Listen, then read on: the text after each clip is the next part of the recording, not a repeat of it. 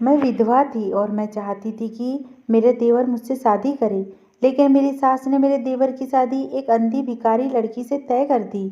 मेरा देवर अमेरिका से डॉक्टरी की डिग्री लेकर आया था और मुझे यकीन था कि उस भिखारन लड़की को देखकर वह उसे तलाक दे देगा, लेकिन वह अपनी पत्नी का हाथ पकड़कर उसे कमरे में ले गया। रात को मैं दूध देने के लिए बहाने उसके कमरे में गई तो मेरे देवर को देखकर मैं जोर से चिल्लाई, क्योंकि मेरी शादी के 6 महीने बाद ही मेरे पति की मृत्यु हो गई। मैंने अपने दुख के 6 महीने अपने ससुराल वालों के साथ ही बिताए, जिसके बाद मेरे माता पिता मुझे लेने आए, लेकिन मैं उनके साथ नहीं गई क्योंकि मैं उन पर बोझ नहीं बनना चाहती थी। मेरे माता पिता की स्थिति कुछ खास नहीं थी। उन्होंने बड़ी मुश्किल से मेरी शादी की थी। मेरे सास ससुर बहुत अच्छे थे। मेरी सास के 2 बेटे और एक बेटी थी। मेरा देवर मेरे पति से 2 साल छोटा था। मेरे पति की मृत्यु के बाद मुझे लगा कि मेरी सास को मेरी शादी मेरे देवर से करा देनी चाहिए, इसलिए मैं उनका दिल जीतने की भरपूर कोशिश कर रही थी। मैं घर का काम भी करती थी। रात को सोने से पहले अपनी सास के पैर भी दबाती थी। मैं उनकी खूब सेवा कर रही थी क्योंकि मैंने सोचा था कि उन्हें एक बार फिर मुझे अपनी बहू बनाकर इसी घर में लाना चाहिए। मेरी शादीशुदा ननद हमारे घर में बहुत कम आती थी। मेरे सास ने भी उनकी शादी बहुत अमीर घर में कराई थी, इसलिए उन्हें हमारे घर आना ज़्यादा पसंद नहीं था। उनके घर में किसी भी चीज़ की कमी नहीं थी और वो बहुत खुश थी। लेकिन जब भी वो हमारे घर आती तो मैं उनका बहुत ही अच्छी तरह से आदर सत्कार करती थी। मैं रोज़ उनके पसंदीदा व्यंजन बनाती थी और उनके बच्चों को भी खूब लाड़ प्यार करती थी। इसी वजह से मेरी सास मुझसे हमेशा खुश रहती थी और बदले में मुझे ढेर सारा आशीर्वाद देती थी। कहती थी कि मैं भगवान से प्रार्थना करती हूँ कि मेरी दूसरी बहू भी तुम्हारे जैसी अच्छी हो। तुम मेरे लिए मेरी बेटी की तरह हो। कोई भी लड़की मेरी इतनी सेवा नहीं करती जितनी तुम करती हो। मुझे अपनी सास का दिल जीतने के लिए यह सब कुछ इसलिए करना पड़ा क्योंकि हमारे घर में सिर्फ सास का ही राज था। सब कुछ उनकी इच्छा के अनुरूप होता था। अगर उन्हें कोई बात बुरी लगती तो इस घर में कोई उसका जिक्र तक नहीं करता था, क्योंकि मेरी सास बहुत सख्त थी और हमारे घर में एक पक्षी भी अपने मन से नहीं उड़ सकता था। मेरी सास मुझसे इतनी खुश थी कि मुझे विश्वास था कि वह मेरी शादी मेरे देवर से करा देंगी। मेरा देवर अमेरिका से डॉक्टर की पढ़ाई कर रहा था और उसे भारत लौटने में सिर्फ 3 महीने थे, लेकिन मैं मनी मन बहुत खुश थी। अब एक बार फिर से यह घर मेरा होने वाला था और मैं इस घर की मालकिन बनने वाली थी, क्योंकि मैंने अपना पूरा जीवन गरीबी में बिताया था। अब जब मैं यहाँ आई तो मुझे पता चला कि आराम क्या होता है। अब मैं यह सब खोना नहीं चाहती थी क्योंकि मेरे ससुराल वाले बहुत अमीर थे। मेरा देवर मुझे बहुत अच्छा लगता था, वह बहुत सुंदर भी था और मैं उससे शादी करके अपनी सास की तरह इस घर पर राज करना चाहती थी। यह बात मैं अच्छी तरह से जानती थी कि ऐसा तभी हो सकता है जब मेरे देवर मुझसे शादी करेगा, क्योंकि मेरी सास हमेशा उनकी बात सुनती थी और हर काम में उनकी सलाह लेती थी। मेरे पति सामान्य दिखने वाले थे और ज़्यादा पढ़े लिखे नहीं थे। उनके किसी भी रिश्तेदार ने उन्हें अपनी बेटी नहीं दी। उनकी मृत्यु के बाद मैंने 1 साल तक अपने ससुराल वालों और अपनी ननद की बहुत सेवा की और इस घर की बहुत अच्छे से देखभाल की। लेकिन उस दिन मुझे बहुत दुख हुआ जब मेरी सास ने कहा कि अपने छोटे बेटी की शादी कर दूंगी। मैं मन ही मन सोच रही थी कि मैं एक नौकरानी की तरह दिन रात उसके पीछे पड़ी रहती थी, लेकिन अब मेरी सारी मेहनत बर्बाद होने वाली थी और मैं ऐसा बिल्कुल भी नहीं होने देने वाली थी। एक बार मैं और मेरी सास मंदिर में दर्शन करने गए तो हमने देखा कि एक जवान लड़की भीख मांग रही है। उसे देखकर मेरी सास बहुत चिंतित हो गई और उसके पास बैठ गई और उससे पूछने लगी कि तुम अंधी कैसे हो गई और यहाँ क्या कर रही हो, अब तुम कहाँ रहती हो। मेरी सास उससे ऐसी बात कर रही थी जैसे वो उसे पहले से ही जानती है। मैं सोच रही थी कि मेरी सास एक भिखारी के पास कैसे बैठी है और वो उसे कैसी जानती है। वह उससे माफ़ी मांग रही थी और उसे अपने साथ चलने के लिए कह रही थी। भिखारन मेरी सास से कह रही थी, अब मैं आपके साथ बिल्कुल नहीं आऊँगी। मेरे साथ जो कुछ भी हुआ है वह आपकी वजह से ही हुआ है और इसके लिए मैं आपको कभी माफ़ नहीं करूँगी। मेरी सास रो रो कर उसे माफ़ी मांग रही थी और कह रही थी, अब तू जो चाहेंगी वही होगा। अब तेरी हर इच्छा पूरी होगी। तू बस मेरे साथ घर चल। और सास उस अंधी भिखारन को अपने साथ घर ले आई। जब मैंने अपनी सास से सवाल पूछा कि आप इस भिखारन को अपने साथ घर क्यों ले आई हो और यह कौन है, उस पर मेरी सास ने मुझे सिर्फ इतना बताया कि मैं उसकी शादी अपने बेटे सुमित के साथ करने जा रही हूँ। मेरी सास ने ऐसा कहा तो मेरे पैरों तले से ज़मीन खिसक गई, क्योंकि जो मैंने सपना देखा था वह सब बिखरता हुआ नजर आ रहा था। इतना कहने के बाद उन्होंने आगे कहा कि अब मुझसे इसके बारे में दोबारा कोई कुछ नहीं पूछेगा। मैं अपनी सास की इन सभी बातों से हैरान थी। वह अपने डॉक्टर बेटे की शादी इस अंधी भिखारन लड़की से कैसे कर सकती थी। मैं अच्छी तरह से जानती थी कि मेरा देवर उस भिखारन को देखते ही उसका गला दबा देगा, क्योंकि वह अमेरिका में पढ़ रहा था और उसकी रुचि कुछ विशेष करने में थी। वह एक अंधी और भिखारी लड़की से कैसे शादी करेगा। मैं अपनी सास से व्यवहार से आश्चर्य से चकित थी। कुछ ही दिनों में मेरा देवर भारत लौट आया और मेरी सास ने उसकी शादी की तैयारियां शुरू कर दी। मेरी सास ने मेरे देवर को शादी के बारे में बताया था, लेकिन उसने यह नहीं बताया था कि इस लड़की को उसने उसके लिए चुना था। मैंने अपने देवर को यह बताने की बहुत कोशिश की कि तुम्हारी माँ ने तुम्हारे लिए अंधी भिखारन लड़की ढूंढी है, क्योंकि मेरी सास ने मुझे सख्त मना किया था कि सुमित को पता नहीं चलना चाहिए कि वह किससे शादी कर रहा है। जब शादी का समय आया तो लड़की को देखकर मेरा देवर बहुत खुश हुआ, लेकिन मैं यह देखकर हैरान रह गई कि एक अंधी लड़की को देखकर मेरा देवर इतना खुश क्यों हुआ। मेरी चिंता बढ़ती जा रही थी। मुझे कुछ समझ नहीं आ रहा था। मेरे देवर ने अंधी लड़की से शादी कर ली और मेरे सामने अपनी पत्नी का हाथ पकड़कर कमरे में ले गया, लेकिन मेरे सारे सपने चकनाचूर हो गए।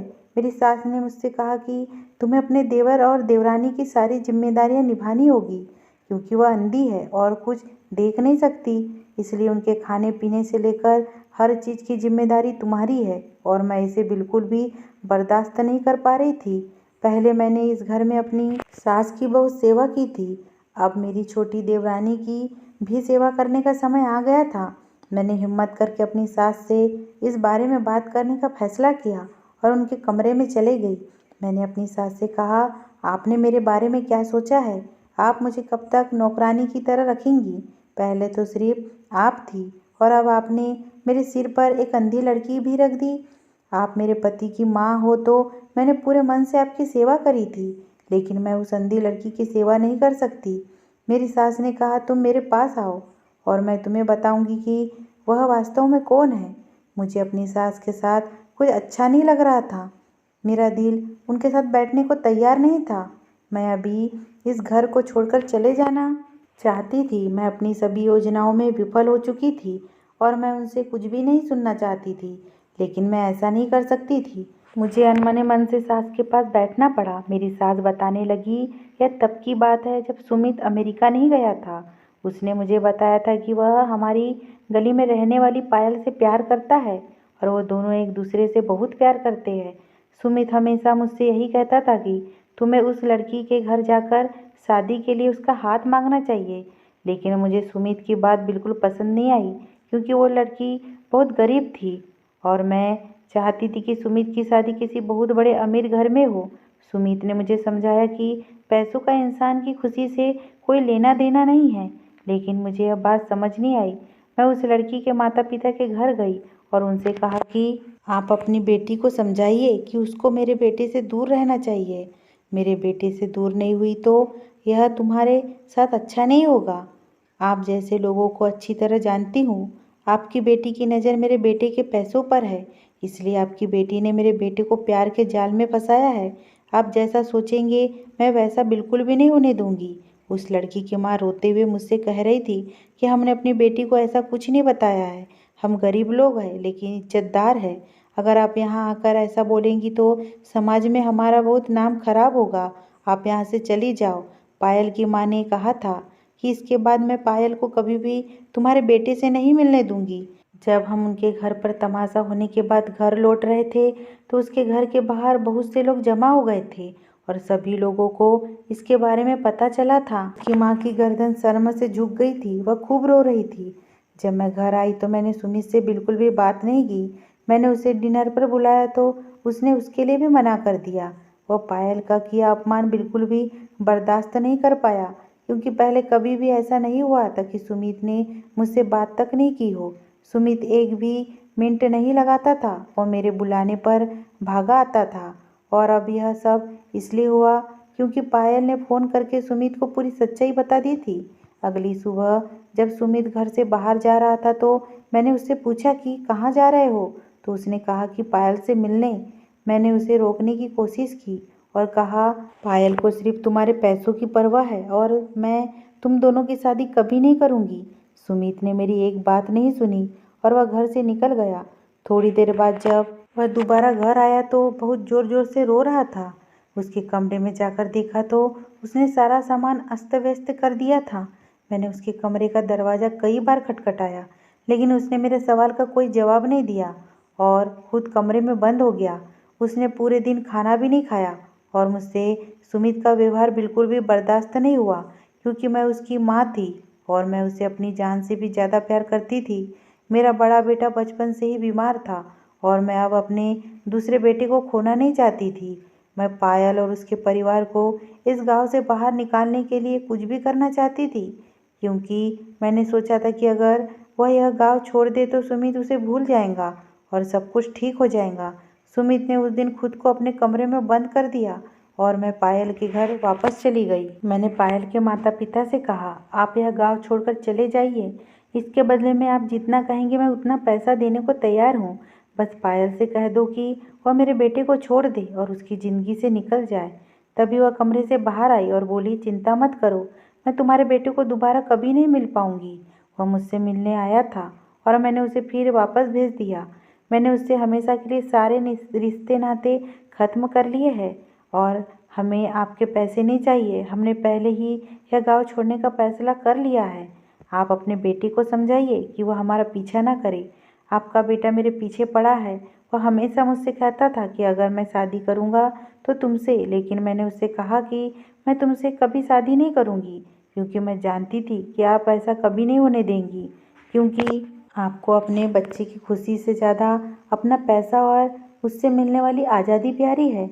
आपको अपने बेटे की खुशी की परवाह नहीं है। और आपका बेटा हमेशा मुझसे कहता था कि अपनी माँ को समझाना मेरी जिम्मेदारी है। तुम उनकी चिंता मत करो, वह मेरी माँ है और वह देखेंगी कि मुझे कहाँ खुशी मिलती है। पायल ने कहा, मुझे लगता है कि यह सब सुमित की गलतफहमी थी। उसकी माँ को सिर्फ अपने बेटे की खुशी पसंद नहीं है। उस वक्त मैंने पायल से कहा कि तुम्हें मुझे समझाने की कोई ज़रूरत नहीं है और जितनी जल्द हो सके शहर छोड़ दो। जब मैं घर आई तो सुमित की तबीयत खराब थी और वो रो रहा था। मैंने सोचा कि कुछ दिन तक यह सब चलता रहेगा और फिर वह पायल के बारे में भूल जाएगा, लेकिन ऐसा कुछ नहीं हुआ। उसकी तबीयत दिन ब दिन बिगड़ती जा रही थी। उसने खाना पीना सब कुछ छोड़ दिया था। एक दिन वह बेहोश होकर गिर पड़ा और केवल पायल का नाम ले रहा था। तब मुझे एहसास हुआ कि अगर मैं पायल की शादी सुमित से करा देती तो बेहतर होता। कम से कम मेरे बेटे की यह हालत ना होती। उस दिन सुमित अस्पताल में भर्ती था। जब उसे होश आया तो वह रोते हुए कह रहा था, माँ मैं पायल के करीब जाना चाहता हूँ। कुछ भी करो लेकिन एक बार उससे मिला दो। वह मुझसे नहीं मिलना चाहती। मैं एक बार उससे मिलने भी गया था, लेकिन उसने मुझसे सारे रिश्ते तोड़ दिए। वह मुझसे मिलने से इनकार कर रही थी।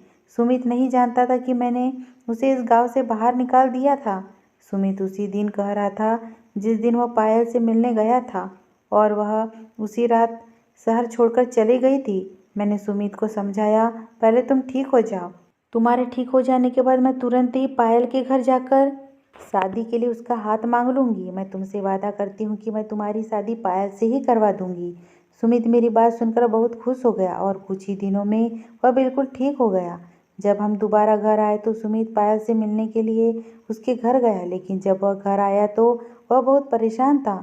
सुमित ने मुझसे कहा, माँ अब आप पायल के साथ मेरी शादी करने के लिए तैयार हुई तो मुझे नहीं पता कि पायल और उसका परिवार यह गांव छोड़कर कहाँ चले गए हैं। उनका नंबर भी बंद है। अब मैं उन्हें कहाँ ढूंढूंगा। मैंने उस मोहल्ले के सभी लोगों से पूछा, लेकिन किसी को नहीं पता कि वो कहाँ गए थे।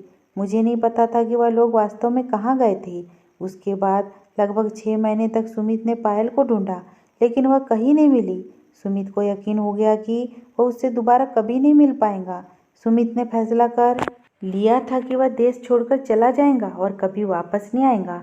सुमित का फैसला सुनकर मैं बहुत परेशान हो गई और मुझे अपने व्यवहार पर ही पछतावा हो रहा था कि मैंने ऐसा क्यों किया। अगर मैंने सुमित की शादी पायल से करवा दी होती तो कम से कम मेरा बेटा मेरी आंखों के सामने रहता और वह कभी यह देश छोड़कर नहीं जाता। मैंने सुमित को समझाने की बहुत कोशिश की, लेकिन वह मेरी बात से सहमत नहीं हुआ। उसने मुझसे कहा कि वह पायल के बिना बिल्कुल भी यहाँ नहीं रह सकता। यहाँ रहकर मुझे हमेशा पायल की याद आएंगी। मेरे लिए अब जीना बहुत मुश्किल हो गया है। सुमित बहुत रो रहा था और मुझे अपने व्यवहार पर पछतावा हो रहा था। मैंने अपनी जिद के आगे अपने बेटे की जिंदगी बर्बाद कर दी थी। अगर सुमित की शादी मैंने पायल से करा दी होती तो आज वह कितना खुश होता। अपने बेटे की इस हालत के लिए मैं खुद को ही दोषी मान रही थी। मेरी वजह से ही उसकी आंखों में बहुत आंसू आए। इसके बाद सुमित अमेरिका चला गया और मैं पायल को ढूंढने लगी।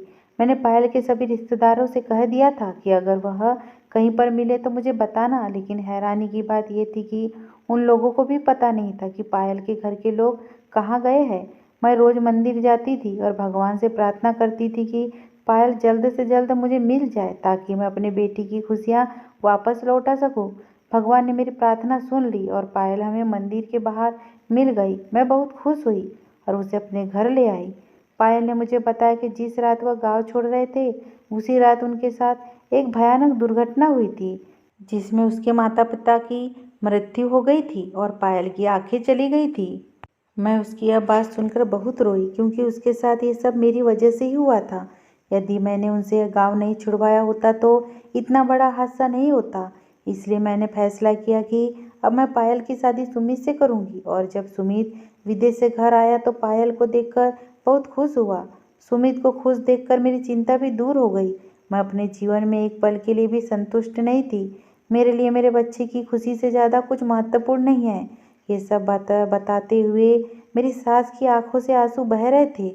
उसने मुझसे कहा, बहू मुझे पता है तुम्हारे मन में क्या है। मैं कभी वह नहीं कर सकी जो तुम चाहती हो, क्योंकि मैं मजबूर थी। तुम मेरी बेटी हो और तुमने मेरी जो सेवा की है उसका फल ईश्वर तुम्हें जरूर देगा। अगर तुम चाहो तो मैं तुम्हारे लिए अच्छा लड़का ढूंढ सकती हूँ और तुम्हारी शादी एक अमीर घर में कर दूंगी। लेकिन सुमित की खुशी केवल पायल में ही है। वह तुम्हारे साथ कभी भी खुश नहीं रह सकता था। मैं संपत्ति को 2 हिस्सों में बांट दूंगी, एक हिस्सा तुम्हारा होगा और दूसरा सुमित का होगा। और फिर यदि तुम्हें अपने जीवन के बारे में कोई निर्णय लेना हो तो मैं तुम्हारे साथ हूँ। मुझे अपनी सास को यह कहते हुए सुनकर बहुत दुख हुआ कि मैं जो सोच रही थी मैं बिल्कुल गलत थी। मेरे मन में पैसों का लालच कितना बढ़ गया था। मैंने पैसों के आगे परिवार का प्यार भी नहीं समझा। अगर उन्होंने फैसला किया होता तो अपने बेटे की मौत के बाद मुझे मेरे घर भेज देती, लेकिन उन्होंने ऐसा कुछ नहीं किया।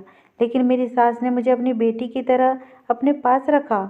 उस समय मैंने अपनी सास से कहा कि मैं आपको छोड़कर कहीं नहीं जाऊंगी।